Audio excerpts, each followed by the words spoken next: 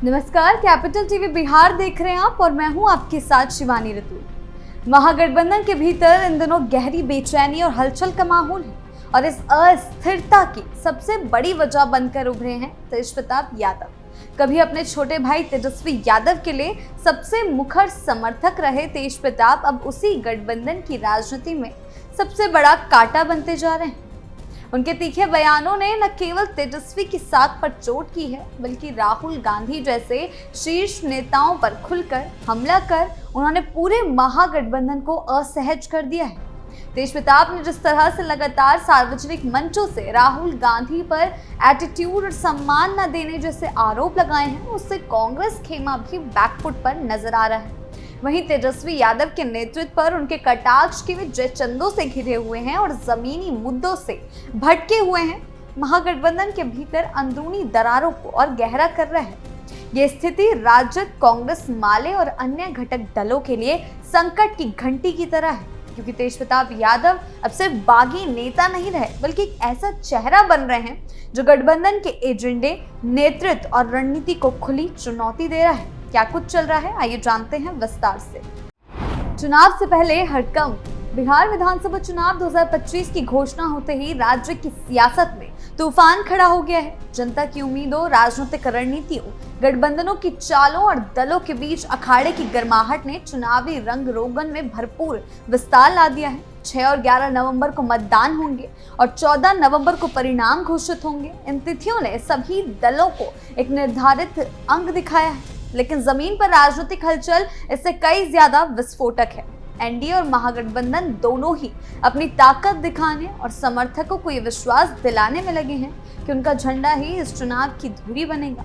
इसी बीच तेजस्वी यादव ने उद्योग, बेरोजगारी, शिक्षा को लेकर बड़े वादे किए हैं, जो कि एक जुमला सामने आ रहा है कि जुमलेबाजी कर रहे हैं। हर परिवार को सरकारी नौकरी का प्रस्ताव उनकी झोली में एक ऐसा तीर माना जा रहा है जो सीधे युवा, बेरोजगार और ग्रामीण इलाकों पर निशाना साधता है।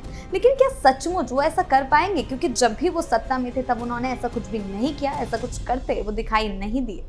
तेज के बगावती तेवर। लेकिन इस चुनावी उबाल में तेजप्रताप यादव की राजनीति ने अलग ही जगह बना ली है। आरजेडी से किनारा करके उन्होंने जनशक्ति जनता दल की जो नींव रखी है और उसके बाद राहुल गांधी पर लगातार निशाने साधे हैं। तेजप्रताप का आरोप है कि मंचों पर उनका नाम लिखा जाने के बावजूद राहुल गांधी भूल जाते हैं, हाथ मिलाने की कोशिश पर पीछे हट जाते हैं। ये न सिर्फ व्यक्तिगत शिकायत है, बल्कि राजनीतिक संकेत भी कि वो साबित करना चाहते हैं कि राहुल की दूरी सिर्फ शहरी मंचों की नहीं, बल्कि जनता के करीब पहुंचने की राजनीति में भी है। उन्होंने ये भी कहा कि राहुल गांधी का व्यवहार एटीट्यूड से भरा है, जिसमें सम्मान हो या अपमान, भावनात्मक दूरी मौजूद है। तेजप्रताप ने सीधे सीधे राहुल गांधी को आड़े हाथों लिया है। उनका कहना है कि वोटर अधिकार यात्रा पर भी उन्होंने तीखा प्रहार किया। उनका कहना है कि यात्रा सिर्फ दिखावा है। यात्राएं और कथित मुद्दों का उठाव तो हो रहा है, लेकिन शिक्षा, स्वास्थ्य यानी कि जो मुद्दे जरूरी हैं, जमीन पर दिखने चाहिए, उन मुद्दों पर कभी भी महागठबंधन बात नहीं करता। उन्होंने गरज उठाई कि राहुल व तेजस्वी दोनों लोकतंत्र को बचाने की बात कर रहे हैं या उसे उजाड़ने का काम कर रहे हैं। उन्होंने स्थानीय स्तर की घटनाओं, जैसे एक पत्रकार और एमएलए के ड्राइवर के साथ अभद्र व्यवहार की बात करी कि उसके हवाले से कहा है कि गांधी की यात्रा के असली मकसद पर सवाल खड़े किए। तेजप्रताप के लिए केवल आलोचना नहीं, बल्कि संदेश है कि राजनीति सिर्फ भाषण और यात्रा की नहीं है। जनता के साथ शारीरिक जुड़ाव है, हाथ मिलाना है, भीड़ में घुल जाना है। यानी कि उन्होंने सीधे सीधे राहुल गांधी के एटीट्यूड पर तीखा तंज कसा है। तेजस्वी की उड़ी नींद। तेजस्वी यादव ने इसके विपरीत विशाल चुनावी घोषणाओं से मैदान जमाया है। जी हां, कोशिश कर रहे हैं जमीनी स्तर पर काम करने की। 20 दिनों के भीतर अधिनियम पास किया जाए, 20 महीनों के भीतर हर ऐसे परिवार को सरकारी नौकरी मिले जिस परिवार के पास अभी कोई सरकारी नौकरी नहीं है। ये वादा न केवल राजनीतिक रणनीति है, बल्कि लोगों को साधने का उनका एक प्रयास है। लेकिन इस प्रयास में भी वो पीछे हटते जा रहे हैं। नौकरियों से जुड़े, सुरक्षा भाव से जुड़े हुए वादे वो कर रहे हैं। लेकिन सीधा सवाल ये उठता है कि जब तेजस्वी यादव उप मुख्यमंत्री थे तब उन्हें ये सब बातें याद क्यों नहीं आई?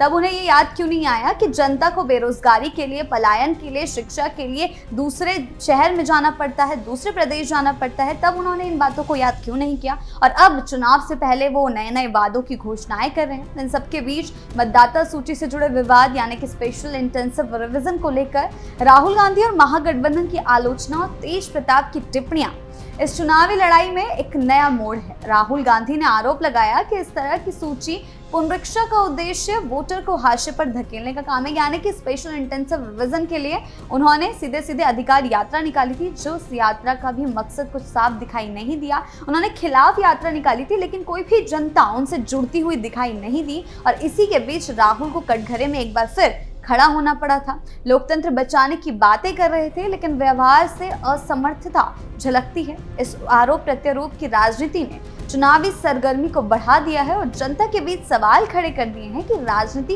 कितनी कुशल है, कितनी भावनात्मक जुड़ाव भरी है और कितनी सिर्फ बयानबाजी तक सीमित है। ये साफ जनता को दिखाई दे रहा है कि महागठबंधन किस तरीके से बीच में फंसी हुई है, चारों तरफ से घिरी हुई है। ना कोई एजेंडा दिखाई दे रहा है, ना ही सीट शेयरिंग को लेकर बात बन रही है, ना ही मुख्यमंत्री चेहरे को लेकर बात बन रही है। तेज प्रताप का ये रूप जनता में विरोधी आवाज के रूप में काम कर सकता है। वो अपना वोट बैंक बना सकते हैं उन क्षेत्रों में जहां ग्रामीण, ओबीसी, दलित, युवा और बेरोजगार बहुत है। लेकिन सीधे सीधे ये आरजेडी को नुकसान पहुंचाएगा, क्योंकि थोड़ा बहुत आरजेडी का वोट बैंक जो है वो तेज प्रताप यादव की तरफ भी शिफ्ट हो गया है और जहां लोग महसूस करते हैं कि मुख्य धारा की राजनीति उन्हें भूल जाती है। लेकिन ये भी सच है कि बयानबाजी कहीं उल्टा असर भी कर सकती है अगर जनता सोचने लगे कि आरोप और निरंतर बातचीत ज्यादा है और ठोस योजना कम, जैसे कि तेजस्वी यादव करते हैं। तेजस्वी यादव का वादा और वितरण की क्षमता, कांग्रेस महागठबंधन की सीट बंटवारे की रणनीति, गठबंधन के अन्य दलों की भूमिका, सब कुछ इस चुनाव की धार तय करेगा। बिहार 2025 सिर्फ एक चुनाव नहीं, ये पहचान, सम्मान, जुड़ाव और उम्मीदों की लड़ाई बनता जा रहा है। जनता अब सिर्फ ये तय नहीं करेगी कि किसे सत्ता मिले, बल्कि ये देख रही है कि कौन उनकी बात सुनेगा, कौन उनकी पीड़ा से जुड़ेगा और कौन उनके घर के दीवार पर छपे नाम को याद रखेगा, हाथ मिलाएगा, भीड़ में शामिल होगा। और इसी बात को लेकर तेज प्रताप यादव द्वारा तंज कसा गया है राहुल गांधी पर। तेज प्रताप और तेजस्वी दोनों अपने अपने तरीके से इस भावनात्मक राजनीति की डगर पर हैं, लेकिन तेज प्रताप सबसे बड़ी मुसीबत बनते जा रहे हैं तेजस्वी यादव के लिए। हर कदम, हर बयान और हर यात्रा और हर हाथ मिलाने की कोशिश इस चुनावी सरगर्म मैदान में नया विश्वास और उम्मीदों की कसौटी बनेगी। तेज प्रताप यादव के बगावती तेवर इन दिनों महज पार्टी से नाराजगी तक सीमित अब नहीं रह गए, बल्कि वोट कटवा की भूमिका भी वो निभा रहे हैं। अब वो सीधे सीधे अपने भाई तेजस्वी यादव के लिए सबसे बड़ी राजनीतिक मुसीबत बनते जा रहे हैं। एक समय था जब तेज प्रताप तेजस्वी को अर्जुन कहते थे और खुद को कृष्ण, लेकिन अब वही भाई न सिर्फ तेजस्वी के नेतृत्व पर सवाल उठा रहा है, बल्कि उसको कटघरे पर खड़ा कर रहा है। उन्हें सार्वजनिक मंचों से चेतावनी तक दे रहे हैं। अगर उन्होंने जयचंदों से दूरी नहीं बनाई तो चुनाव में बुरा परिणाम देखने को मिलेगा। और ये बयान न केवल भाईचारे की राजनीतिक मर्यादाओं को तोड़ता है, बल्कि आरजेडी के भीतर एक अंदरूनी विद्रोह की स्पष्ट तस्वीर पेश करता है। तेज प्रताप अब एक एक कर पार्टी की कमजोर नसें पकड़ रहे हैं। कभी संगठन पर सवाल उठाते हैं, कभी प्रचार रणनीति की आलोचना करते हैं और कभी महागठबंधन की सोच पर कटाक्ष करते हैं। तेजस्वी यादव के लिए ये चुनौती केवल व्यक्तिगत नहीं है, बल्कि अब राजनीतिक रूप से बेहद नुकसानदेह भी साबित हो सकती है। एक तरफ वो खुद को मुख्यमंत्री पद का दावेदार साबित करने में लगे हैं, युवाओं को नौकरी के वादे कर रहे हैं और विकास की बात कर रहे हैं, तो दूसरी तरफ तेज प्रताप उनके नेतृत्व को जन विरोधी बता रहे हैं और जमीनी मुद्दों से कटा हुआ बता रहे हैं, साबित करने में जुटे हुए हैं, कोई कसर नहीं छोड़ रहे हैं। तेज प्रताप की बगावत सिर्फ एक नाराज नेता की प्रतिक्रिया नहीं लगती, बल्कि अब एक सोची समझी रणनीति का हिस्सा है, जिससे वो इनडायरेक्टली एनडीए को फायदा पहुंचा रहे हैं और जिसमें वो खुद को एक वैकल्पिक यादव नेतृत्व के रूप में प्रोजेक्ट करने की कोशिश कर रहे हैं। राजद के भीतर जो चुप्पी है वो इस बगावत को और गंभीर बनाती है। तेजस्वी के नजदीकी नेता या तो चुप हैं, ये बात को हल्के में ले रहे हैं, लेकिन बिहार की जनता इस पूरे घटनाक्रम को बहुत ध्यान से देख रही।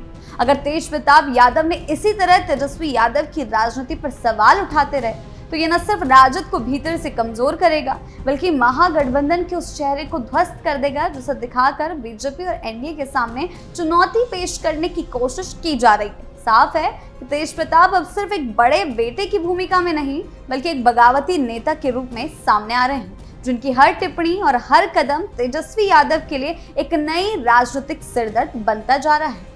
इस पूरे राजनीतिक परिदृश्य का देखें तो ये साफ झलकता है कि बिहार विधानसभा चुनाव 2025 न सिर्फ सत्ता की जंग है, बल्कि व्यक्तिगत महत्वाकांक्षाओं, विचारधाराओं की टकराहट, गठबंधनों की परिपक्वता की असली परीक्षा है।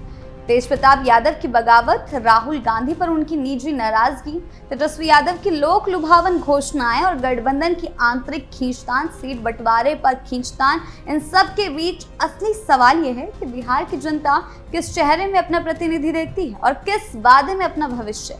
मतदाता पहले की तरह भावुक नहीं होंगे, विवेकशील, विश्लेषणात्मक और परिणाम मुखी सोच के साथ आगे बढ़ रहे हैं, विजन देख रहे हैं, एजेंडा देख रहे हैं। राजनीति के हर चेहरे को अब जवाब देना होगा, क्योंकि जनता अब सिर्फ भाषण नहीं, समाधान चाहती है, सिर्फ घोषणाएं नहीं, निष्पादन चाहती है।